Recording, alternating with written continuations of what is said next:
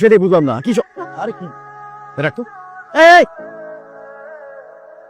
বের কর মানে মানিব্যাগ বের কর। মানিব্যাগ বের করবো মানে? তুই ছিনতাইকারী তাই না? এই মুখ সামনে কথা বল, তুই ছিনতাইকারী। তুই আমার পকেট থেকে মানিব্যাগ দিয়ে নিছিস। দেখ আমার পকেটে মানিব্যাগ নাই। তুই হচ্ছিস ভদ্রবেশে চুন্নি। আমার মানিব্যাগ বের কর চুন্নি। থাপড়া তো কানের পর্দা ফাটা ফেলবো আমি। সর সামনে। এই অসম্ভব, আমার মানিব্যাগ ফেরত না। বন্ধু বান্ধবের খবর দিয়ে একদম গরম ধোলাই খাওয়ামু। আমি এখন আমার বান্ধবীদেরকে ফোন দিয়ে তোকে মেলি ধোলাই খাওয়াবো। দেখ 7 নম্বর সেক্টরে তাড়াতাড়ি গায়। তুই কোনো চিন্তাই করিস না, তুই ওখানেই দাঁড়া, আমরা সবাই আসতেছি। 7 নম্বর সেক্টরে একটা মেয়ের লগে আমার ঝামেলা হয়েছে। জলদি পোলাপান নিয়ে আয়। আমি এক্ষুনি সবাই নিয়ে আসতেছি।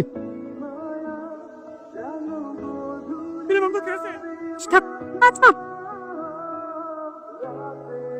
এবার তোর কি হবে চুন্নি? I'm sorry না না, তুই কানে ধরে আমার কাছে মাপ চাবি, তারপর তোর আমি মাপ করবো। প্লিজ আমাকে মাফ করে দেন প্লিজ। ভেরি গুড, এবার আমার মানিব্যাগ ফেরত দে। এই মেয়ে তোর মানিব্যাগ দিবে কোত্থেকে? তোর মানিব্যাগ তো আমার কাছে। তো সার্ভিস দেওয়ার সময় তোর পকেট থেকে মানিব্যাগটা পড়ে গেছিল। ধর, এই যে তোর মানিব্যাগ। এই তো আমার মানিব্যাগ।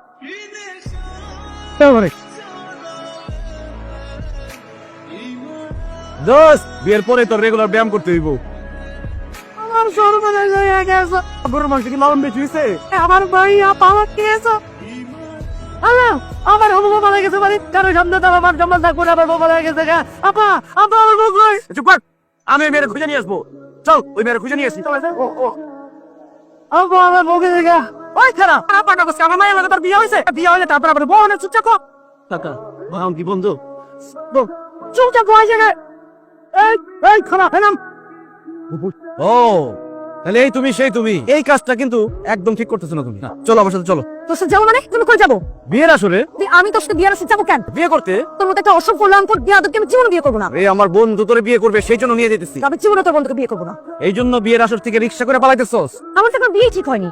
এত কথা বলার দরকার নাই, চল ধরে। ভাই খবরদার, মানুষ ছোট করে তোদেরকে গলা পিটিয়ে খাওয়াবো বললাম। তোর করে চিন্তা করতে মনে করা ইচ্ছা মতো গলা তুলে দিতে পারে। তাহলে কোনো উপায়? উপায় একটা আছে, হাত মুখ বাইন্দা লই যে কোনো আওয়াজই করতে পারবো না। এই বান, এই হাত বান। স্যার আপনি আমার বান্ধবীকে বাঁচান।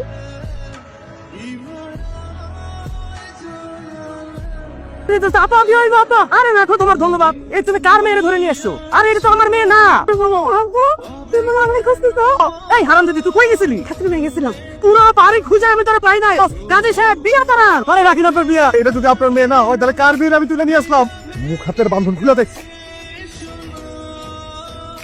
শটানের বাচ্চা, তুমি কি চাকরি তুলে নিয়ে আসছিস কেন? জানতে পারছি আপনি আমার বন্ধুর বউ, এই জন্য তুলে নিয়ে আসছি। আমি তোকে খুন করবো। বলেন আপনাদের কার কি সমস্যা? এক্ষুনি ওকে অ্যারেস্ট করুন। তোর এত বড় সাহস? এটা একটা ভুল বুঝাবুঝি। একটু পুলিশ ভাইকে বুঝাই বলেন না। এখন আমি আপু হয়ে গেছি। প্রেমের প্রস্তাব দিয়েছিল, আমি ওর প্রেমের প্রস্তাবে রাজি হইনি, সেজন্য সে আমাকে কিডন্যাপ করে নিয়ে আসছে। আল্লাহ, এসব আপনি কি বলতেছেন আপু? চল হ্যাঁ চল।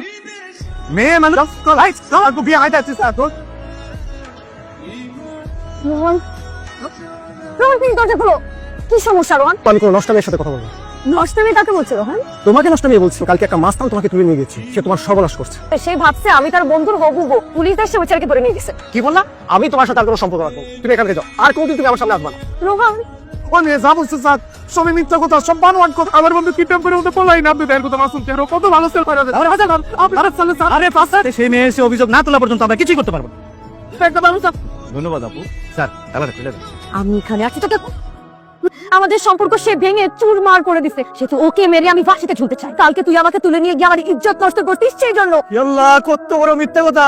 একটা মেয়ে কি কখনো তার ইজ্জত নিয়ে মিথ্যা কথা বলতে পারে? স্যার আমার কোনোদিন বিয়ে হবে না স্যার। তোর বিয়ে হবে? আমি তোর বিয়ে করবো। বিয়ে করবি? আয় বিয়ে করো আমারই। তোর মতো গুন্ডাকে আমি জীবনেও বিয়ে করবো না। আমি তো ফাঁসি চাই। নারীর ইজ্জত নিয়ে সিনেমিনি খেলিস না। আপনি এসে শুধু ওর নামে একটা লিখিত অভিযোগ দিয়ে দেন। তার একবার জেল থেকে বাইর হয়নি, আর খবর আছে। আঙ্কেল কি বলতে যাও? বলতে থাকো, আমার কান খোলা আছে। রাস্ত ছেলে। কোন রাজ? আঙ্কেল আপনি ছেলেরা। রাজ নামে আমার কোনো ছেলে আছে বলে জানা নাই। তাহলে সে কে? কার ছেলে? সেটা তার মাকে গিয়ে জিজ্ঞেস করো। রাগ অভিমান ছেড়ে আপনি আপনার ছেলেকে জেল থেকে সরাই নিয়ে আসেন। রাতে আপনাকে এত ভালোবাসা আমি জানতাম না। রাজ আব্বাগো করে কামতেছে। এই এইসব চাপাবাজি বন্ধ করো। আমি এখন নাস্তা খাবো, তোমরা যাও। আপনি এত নিষ্ঠুর? হ্যাঁ আমি নিষ্ঠুর। সে আমার কোনো কথা শুনে না। দরকার ভাই আমি আরেকটা বিয়ে করে আমি আরেকটা ছেলে পয়দা করবো। আপনি রক্ত ছাড়াই নিয়েছেন, না হলে কি? আঙ্কেল আমি যাবো না। এই না, ঠিক আছে, আমার বান্ধবীর মেয়েকে সে যদি তাকে বিয়ে করতে রাজি হয় তাকে ছাড়াই আনার ব্যবস্থা করবো। যাও গিয়ে বলো। মোদের গন্ধ আর মজার কাপড়ে আমি শেষ। আব্বা শুনি সারা জীবন তোর বাপের কোনো কথা তুই শুনস নাই। কি বলছিস? এই কাজ ধরতেছি, পরে কোনোদিন আব্বার কথাটা অবাধ্য হবে না যতদিন পয়সা থাকবো। শোন, তোর আব্বা একটা শর্ত দিচ্ছে, তোমার বাবার পছন্দের একটা মেয়ে আছে, তুই যদি সেই মেয়ের বিয়ে করস তাহলে তোর বাবা এসে তোর এখান থেকে ছাড়াই নিয়ে যায়। অসম্ভব, আমি কোনো মেয়ের বিয়ে করবো না। এই সীমান্ত চল চল। না না না না না, সারা জীবন জেনে বুঝে মনে হচ্ছে বিয়ে করে সংসার করে ভালো। আমি বিয়ে করতে রাজি। আব্বা, তার চেহারা শুন ভালো তো? তোর চেহারা সুরত ভালো, তোমার চেহারা ভালো না তাই আমার চেহারা ভালো না। চুপ করে বসে থাক। কি আসলে উনি দেখতে খুব সুন্দর তো, সেই জন্য হাত পিছলে পড়ে গেছে।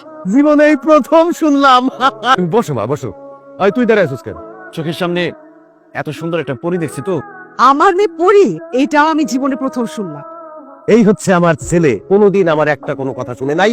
পাঁচটা প্রাইভেট টিউটর রাইখা তাকে আমি ম্যাট্রিক পাস করাতে পারিনি। মা, ছেলের বাবা ছেলের সম্পর্কে কি বলছিস তুমি শুনতেছো? চুপ কর। আর তুই যেটা মেয়ে মানুষ হয়ে প্রত্যেকদিন মারামারি করিস, যে পরিমাণ ঝগড়া করতে পারে, যে ছেলের সাথে এই বিয়ে হবে।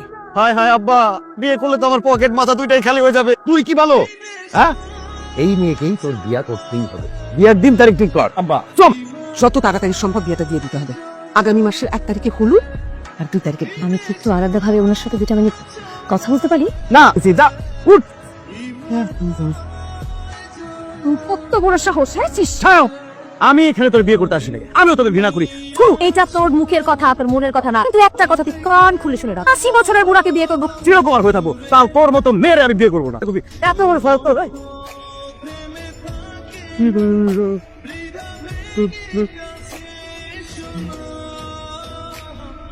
এই বিয়ে আজকে এই কাপড়ে হইতে হবে।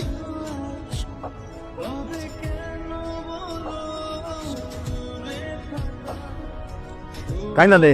জীবনেও আমি তোকে স্বামী হিসেবে মেনে নিব না। তোরেও সারা জীবন বউ হিসেবে আমি মানবো না। তোরে আমি চ্যালেঞ্জ করতেছি, তোর সামনে আমি অন্য মেয়ের হাত ধরে ঘুরবো, তুই দেখবি আর জয়লা করে মরবি। সময় সুযোগ বুঝে আমি আমার বয়ফ্রেন্ডের সাথে পার। বউ পালানো উপলক্ষে আমি পার্টি দিব বন্ধুদের। তোর চেহারা দেখলে আমার বমি আসে। মা, বমি করলে বাথরুমে গিয়ে বমি কর, আমার এখন ঘুম আসতেছে, আমার ঘুমাইতে দে।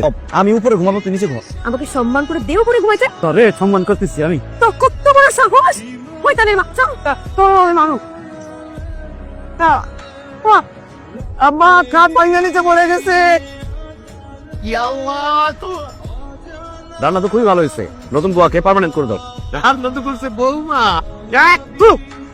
এই খাবার কি মুখে দেওয়া যায়? অকর্মার ভেঙে কোথাকার। জানো না শ্বশুর বাড়ি আসলে জামাইকে রান্না করে খাওয়াই তো হয়। তোর মার আমি ফোন দিতেছি। হ্যালো জামাই বাবাজি, রাখেন আপনার জামাই বাবাজি, আপনি কোথায় আছেন? এক্ষুনি আমাদের মাথায় আসেন, সব রান্না খাওয়ামো তোর মারে। কি হয়েছে? তুমি যে এরকম জরুরি ভাবে খবর দিলা? সে এমন রান্না করছে, সেই রান্না খেয়ে শরীর খারাপ হয়ে গেছে। আপনার মেয়ের সাথে আমি সংসার করবো না, আপনার মেয়েকে নিয়ে যান। আমার মেয়ে যেহেতু রান্না করতে জানে না, আমি একটা রান্না বানাতেছি। Good idea. কিসের গুড আইডিয়া? আমি যদি খাই বোর হাতের রান্নাই খাবো, বিয়ে করবো আমি আরেকটা দরকার হইলো। তো আমি তোমারে আর তোমার বাবারে রান্না করে খাবো। হ্যাঁ, মা, তুমি কি পাগল হয়ে গেছো? বেশি বেশি কথা। আজকে তো রান্না ভালো হয়েছে। আপনার মেয়ে ডাকছে, আপনার মেয়েকে জিজ্ঞেস করেন। আপনার ছেলেকে বলেন আমার কাবিনের 10 লাখ টাকা আমাকে বুঝিয়ে দিতে। প্রত্যেকটা স্ত্রীর ন্যায্য অধিকার কাবিনের টাকা। একটু অপেক্ষা করো, আমি তোমার কাবিনের টাকার ব্যবস্থা করে দিচ্ছি। এই নাও 10 লাখ টাকা। এই টাকাটা তো আমাকে আপনি দিলেন, এখন পর্যন্ত বাপের ঘাড়ে বসে বসে খাই বলি। রিয়া চুপ কর, এসব কি বলছিস তুই? সরি মা, এরকম বেকার ছেলের সাথে সংসার করা আমার পক্ষে সম্ভব না। বৌমা যা বলছে ঠিকই বলছে।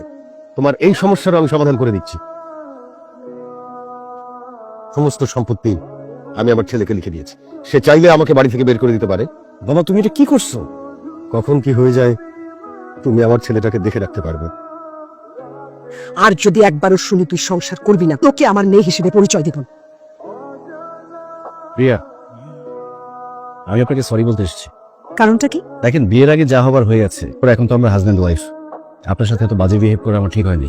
হঠাৎ করে এত বদলে গেলেন কেন? আসলে আপনার সাথে আমি সংসার করতে চাই। এসব কি বলছেন আপনি?